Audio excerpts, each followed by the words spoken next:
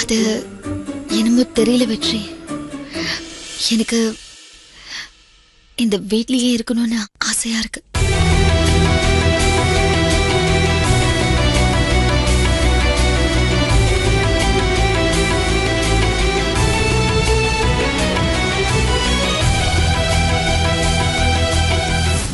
நான் இன்னும் நிறைய பேருக்கு பத்திரிக்கை கொடுக்க வேண்டியது இருக்கு. அதனால நான் கிளம்புறேன். ஆனா கட்டாயமா 2 பேரும் கல்யாணத்துக்கு வந்துடணும், சரிங்களா?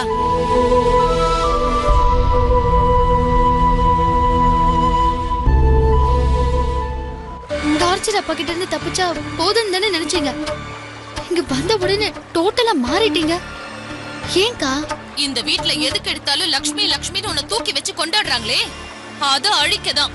சூடான சாம்பார்னு தெரிஞ்சும் அது என் மேல ஊத்திக்கிட்டேன்.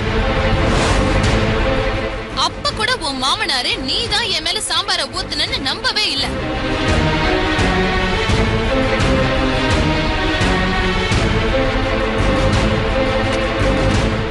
அந்த அளவுக்கு அவங்க மண்டைக்குள்ள லக்ஷ்மி லக்ஷ்மின்னு நீ தாண்டி இருக்க. அதை அழிக்காம விட மாட்டேன். அண்ணி, ஏன் அண்ணி இப்படி கிரிமினலா நடந்துக்கிறீங்க?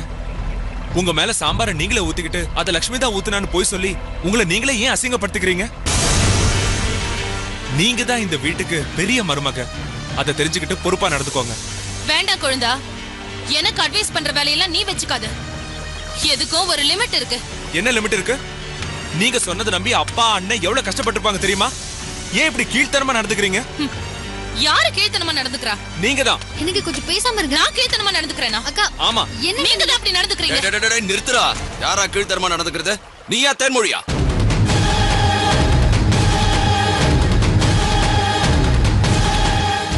டேய், அன்னிக்கிட்ட பேசுற வார்த்தையாடா இது? முதல்ல பெரியவங்களுக்கு எப்படி மரியாதை கொடுக்கறதுன்னு தெரிஞ்சுக்க. நானும் இங்க நடக்கிறதெல்லாம் பார்த்துட்டு தான்டா வரேன். லட்சுமி ஏதாவது சொன்னா உடனே உனக்கு கோவம் பொத்துக்கிட்டு வந்துருமோ?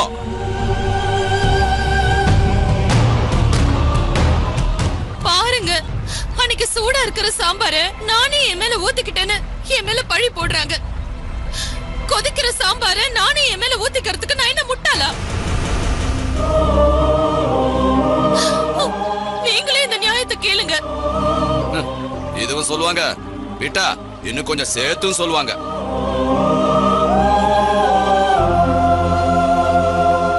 ஏய், இவங்களுக்கு உன்னை கண்ட பொறாம தேனு. இவங்களெல்லாம் கேள்வி கேட்கறதுக்கு ஆள் இல்லாம 2 பேரும் இந்த வீட்டுல நாட்டாம பண்ணிட்டு இருக்காங்க. இப்ப தேன்மொழி வந்து நியாயத்தை கேட்ட உடனே உங்க 2 பேருக்கும் பொறுக்கல. அதான் பொறுப்பு இல்லாம கொஞ்சம் கூட ஈவிரக்கம் இல்லாம அவ மேல சாம்பார் ஊத்திருக்கா லட்சுமி. அண்ணே, லட்சுமி சாம்பார ஊத்தல. இப்பதான் அண்ணி அவங்க வாயால ஒத்துக்கிட்டாங்க. இதை என்ன நம்ப சொல்றேன்? அனல் காத்து அடிச்சாலே அதை பார்த்து ஒதுங்குறோட தேன்மொழி. தேவையில்லாம அவளை கெட்டவளாக்காதீங்க. உண்மை தெரிஞ்சா நீங்க இப்படி பேச மாட்டீங்கண்ணே. நான் சொல்றத முழுசா கேளுங்க.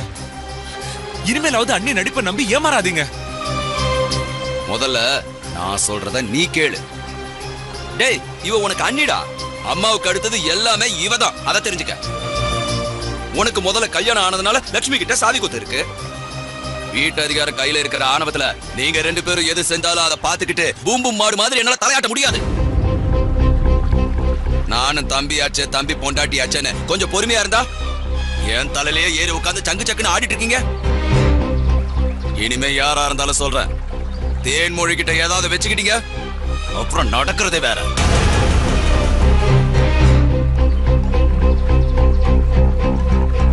நீ எவ்வளவுதான் செஞ்சாலும் இவங்க 2 பேருக்கும் நன்றின்றதே இருக்காது. நீ வாத்தனு. நீங்க போங்க, நான் துணியெல்லாம் துவைச்சு காய போட்டுட்டு வரேன். தல்றா.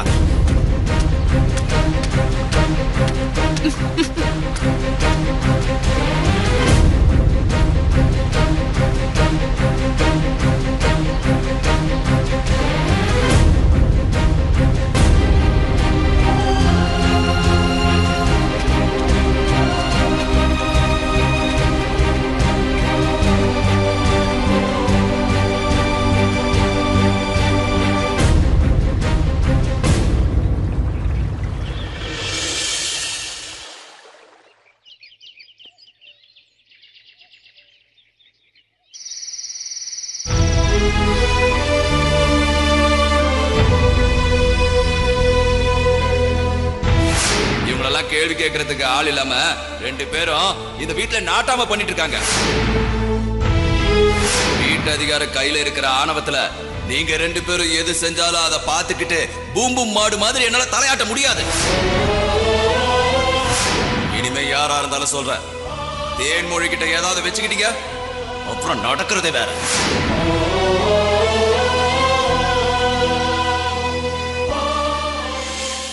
அண்ணன் இப்படி பேசுவாருன்னு நான் சத்தியமா எதிர்பார்க்கவே இல்லை. அண்ணனுக்கு கோவப்பட தெரியும்னு எனக்கே இப்பதான் தெரியுது.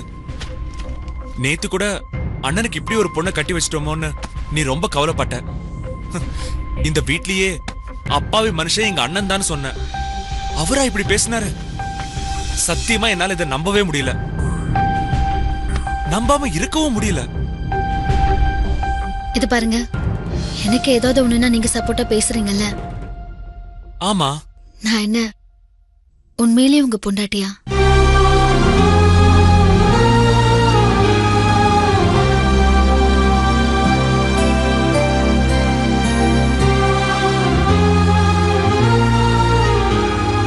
எனக்கும் உங்களுக்கும் என்ன சம்பந்தம்?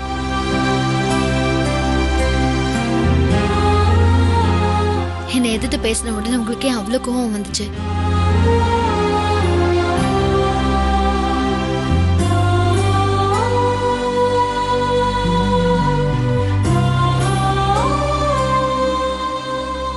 அது வந்து உங்க கோவத்தை நான் பார்த்தேன் வெற்றி. என் மேல எவ்வளவு அன்பு வச்சிருக்கீங்கன்னு நான் உணர்ந்தேன்.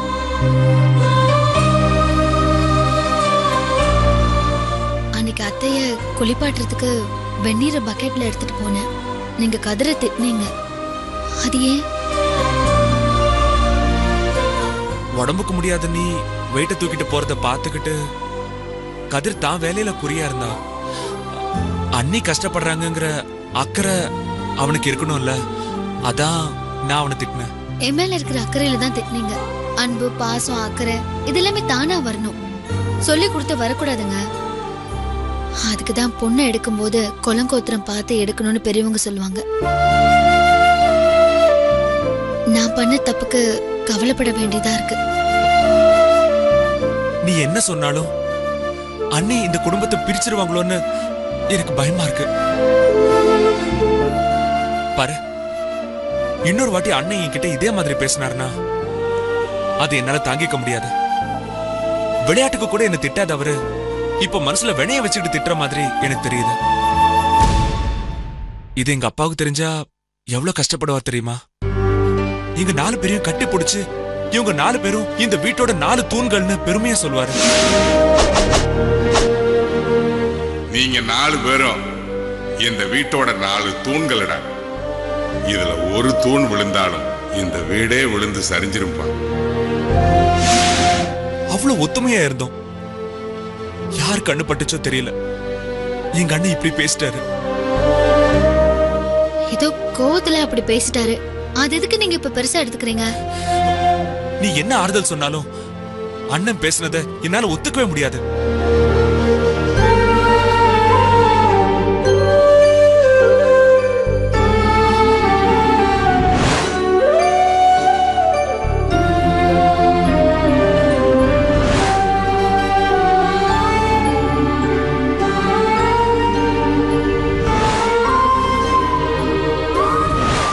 கிடைச்சிருக்கிற புருஷன் சாதாரணமான புருஷன் கிடையாது. நீ இப்படிப்பட்ட எங்க அண்ணன் கிடைக்கிறதுக்கு நீங்க கொடுத்து வச்சிருக்கணும் தெரியுமா?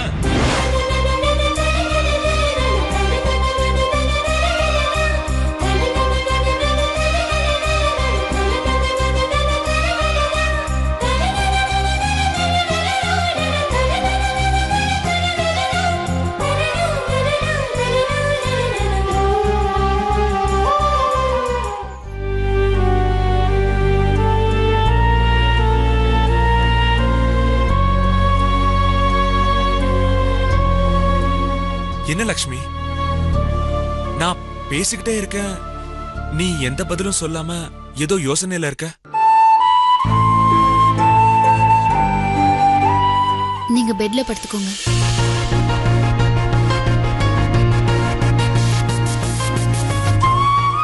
உங்களுக்கு கீழே படுத்து பழக்கம் இல்ல. எனக்காக நீங்க எவ்வளவு கஷ்டப்படுறீங்கன்னு தெரியுது. நீங்க இங்க படுத்துக்கோங்க. வேண்டாம், நான் இங்கேயே படுத்துக்கிறேன், எனக்கு பழகிடுச்சு. நான் சொன்னா நீங்க கேப்பீங்கல்ல? கேப்பேன். உங்க நல்லதுக்கு தான் சொல்றேன். பெட்ல படுத்துக்கோங்க.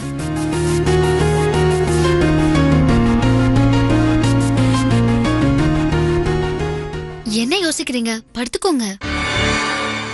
ஆனா ஒண்ணு லக்ஷ்மி, அண்ணன் கிட்ட ஏன் இப்படி பேசுனீங்கன்னு கேட்காம இருக்க மாட்டேன். பேசாம கண்ணை மூடி தூங்குங்க வெற்றி. அவர் பேசுனதை நினைச்சா இப்போ என் மனசுக்கு ஒரு மாதிரியா இருக்கு லக்ஷ்மி. இது பாருங்க, தூங்கும் போது கண்டதையும் நினைச்சுக்கிட்டு தூங்காதீங்க. அப்படி தூங்குனா அடுத்த நாள் உங்களுக்கு நிம்மதி இல்லாம தான் விடியும். மனச்சிக்கல் இல்லாத உறக்கமோ மலச்சிக்கல் இல்லாத விடியலும் தான் ஆரோக்கியமான மனுஷனுக்கு நிம்மதியை தரும். நீங்க நிம்மதியா படுத்து தூங்குங்க. ம்.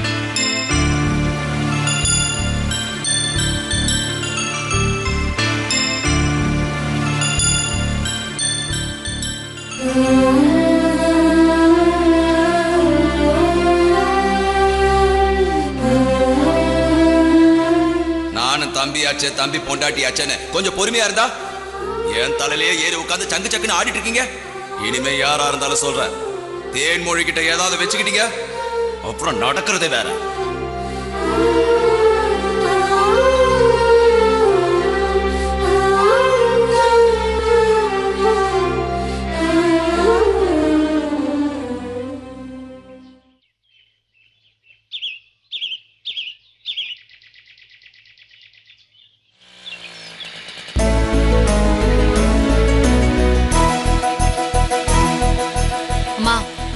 வழக்கமா பால் ஊத்துற இடம் எல்லாத்தையும் ராணி கிட்ட காட்டிட்டேம்மா. சரி, அவ எல்லா இடத்தையும் பார்த்து வச்சுக்கிட்டா. கூடிய சீக்கிரமே ஒரு நல்ல ஆளா பார்த்து வேலைக்கு வச்சிருவோம். அவரையும் போய் நான் இல்லாத நேரத்துல காலையிலயும் சாயந்தரமும் எல்லார் வீட்லயும் பால் ஊத்திட்டாங்களான்னு பாத்துட்டு வர சொல்லலாம். இதெல்லாம் சரியா நடக்குதானே ராணி பார்த்தா மட்டும் போதும்மா. இப்ப எதுக்கு வேலைக்கெல்லாம் ஆள் வைக்கணும்? ராணியும் உன்ன மாதிரியே காலையிலயும் சாயந்தரமும் போய் பால் ஊத்திட்டு வந்தானா நமக்கு பணம் மிச்சம் தானே. என்ன சொல்ற லட்சுமி? அவ படிக்கணும்னு ஆசைப்படுறாமா. என்னாலதான் படிக்க முடியல. அவ நினைச்ச படிப்பையாவது அவ நல்லபடியா படிச்சு முடிக்கட்டும். தயவு செஞ்சு அவகிட்ட எந்த வேலையும் சொல்லாதம்மா. கல்யாணம் பண்ணி புருஷன் வீட்டுக்கு போனா கூட தங்கச்சிங்களை மறக்க மாட்ட போல. அவங்களுக்கு என்ன விட்டா வேற யாருமா இருக்கா? அவங்க எங்க போனாலும் நான் அவங்கள மறக்க மாட்டேன். அவங்க தானேமா எனக்கு எல்லாமே. அவங்களுக்காக தாமா இது எல்லாமே.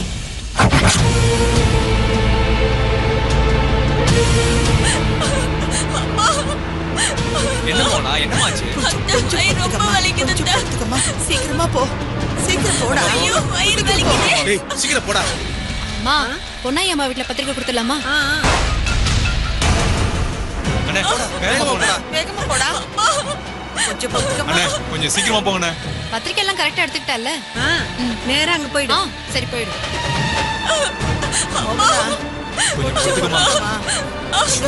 ஹாஸ்பிடல் கிட்ட வந்துட்டோம்.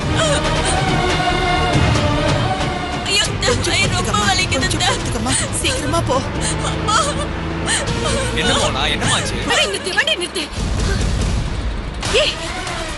காருக்குள்ள கத்துறது மோகனா மாதிரி இல்ல? எனக்கு அப்படிதான் கேக்குது. எங்க போறா? யார் கூட போறா? வண்டியில ஏறுமா. சீக்கிரம். காலையில இங்க வெளிய போனா வர லேட் ஆகும், அக்கா கிட்ட சொல்ல வேண்டாமான்னு சொன்னா. என்னம்மா நீ இதெல்லாம் என்கிட்ட சொல்ல வேண்டியதானே? என்னாச்சுன்னு தெரியலையே. சீக்கிரம் போடி. சீக்கிரமா போயே.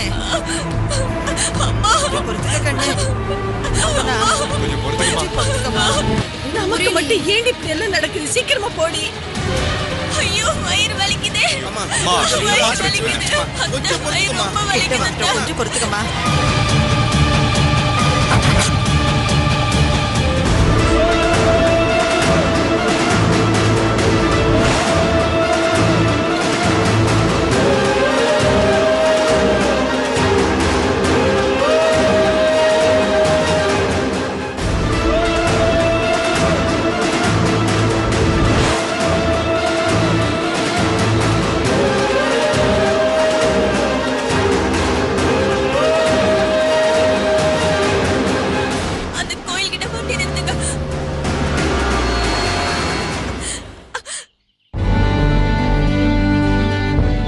எல்லாரும் கொஞ்சம் கீழே இறங்குங்க. என்ன சொல்ற மோனா? இறங்குங்க சொல்றேன். ஏமா வண்டியில வரும்போது வயிற்று வலின்னு அவ்வளவு கத்திட்டு இருந்த, ஹாஸ்பிட்டல் கூட போகாம கோயில் கிட்ட நிறுத்த சொல்ற. இப்ப எதுக்குமா எல்லாரும் இங்க இறங்க சொல்ற? நீங்க இறங்குங்க மாமா சொல்றேன். இறங்குங்க.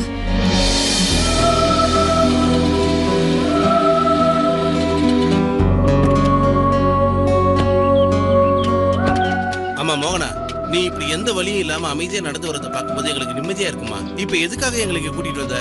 வாங்க மாமா சொல்றேன்.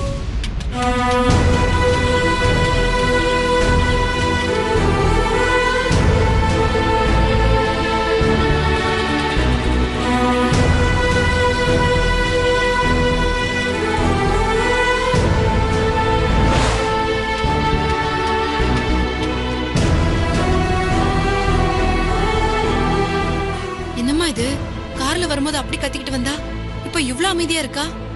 இவங்களெல்லாம் எதுக்கு கோயிலுக்கு கூட்டிட்டு வந்திருக்கான்னு தெரியலையே.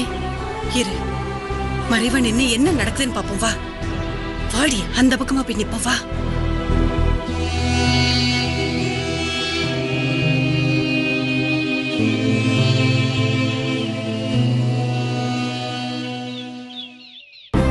மாமா ஏன் அங்கே நின்னுட்டீங்க? உள்ள வாங்க. அது ஒண்ணு இல்லம்மா, எப்பவும் காலையில சரக்க போட்டா கோயிலுக்குள்ள வரமாட்டேன்.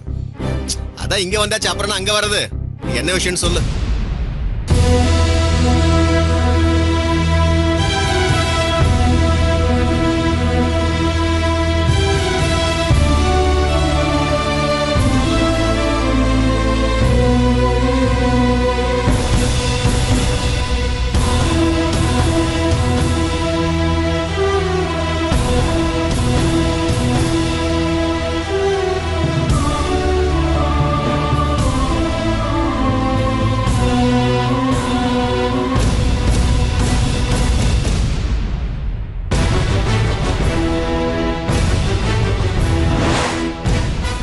இது விஷம். ஐயோ,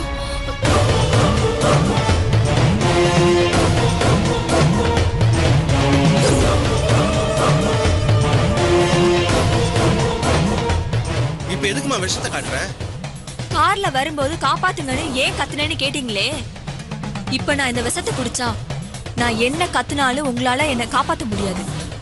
இத குடிச்சிட்டு இந்த பாட்டில கீழே போறதுக்குள்ள நான் மேல போய் சேர்ந்துடுவேன். அவ்வளவு பவர்ஃபுல்லான விஷம் இது. யாரும் என்கிட்ட வராதீங்க. யாராவது கிட்ட வந்தீங்கன்னா இந்த விஷத்தை குடிச்சிருவேன். அம்மா வேண்டாம்மா, வேண்டாம்மா, வேண்டாம்மா, வேணாம். சரி, நாங்க கிட்ட வரல, நாங்க இங்கே இருக்கோம்மா. காரணம் இல்லாம நீ எதுக்குமா இப்ப விஷத்தை குடிக்க போற? இது உங்க குலதெய்வம் தானே? ஆமாமா, ஆமா. நான் கல்யாணம் ஆகி உங்க வீட்டுக்கு வந்துட்டா எனக்கும் இதுதானே குலதெய்வம். ஆமாமா, அதுல என்ன சந்தேகம்? மாமா, நானும் செல்வமும் அவசரப்பட்டு தப்பு பண்ணிட்டோம். இத ஒண்ணு நாங்க வேணும்னே பிளான் பண்ணி செய்யல. ஏதோ அவசரத்துல சந்தர்ப்ப சூழ்நிலையில வயசு கோளாறுல தப்பு பண்ணிட்டோம். ஆனா எங்க அக்கா லட்சுமி என்ன தப்பு பண்ணாங்க? என்ன பொறுத்த வரைக்கும் எங்க அக்கா தான் எங்க வீட்டு குலதெய்வம்.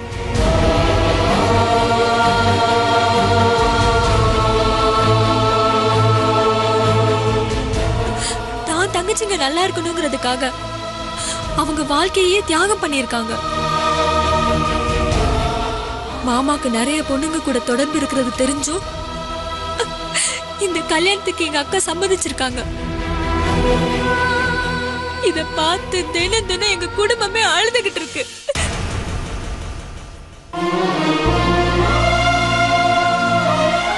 நான் பண்ண தப்புக்கு எங்க அக்காக்கு நீங்க தண்டனை கொடுத்துட்டீங்க.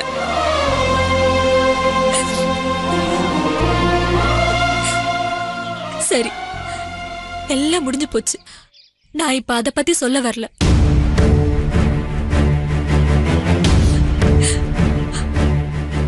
அப்படிப்பட்ட எங்க அக்கா வாழ்க்கை நல்லா இருக்கணும்னு தான் மாமா நான் ஆசைப்படுறேன்.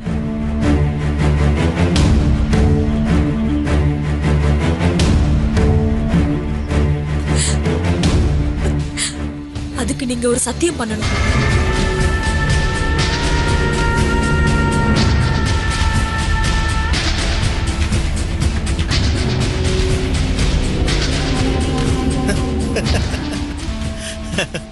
சரக்கடிக்க வேண்டிய நேரத்துல என்ன கோயிலுக்கு கூட்டிட்டு வந்திருக்க.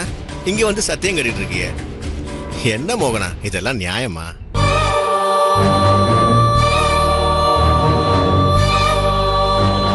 அண்ணே, அண்ணே, அவ சொல்றத முழுசா கேளுங்கண்ணே.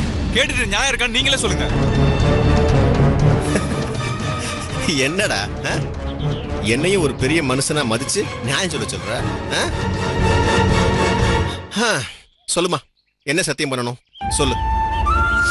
மாமா, நீங்க எங்க அக்காவை கல்யாணம் பண்ணிக்க போறீங்க. அவங்க வாழ்க்கை நல்லா இருக்க இனிமே இப்ப இருந்து எங்க அக்காவை தவிர வேற எந்த பொண்ணையும் மனசார கூட நினைக்க மாட்டேன்னு உங்க குலதெய்வத்துக்கு முன்னாடி எனக்கு சத்தியம் பண்ணுங்க.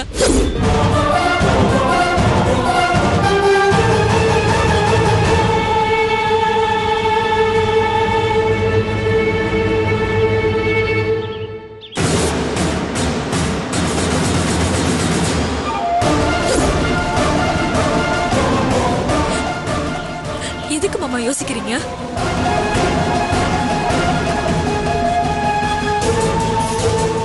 நான் சொன்ன மாதிரி சத்தியம் பண்ணுங்க.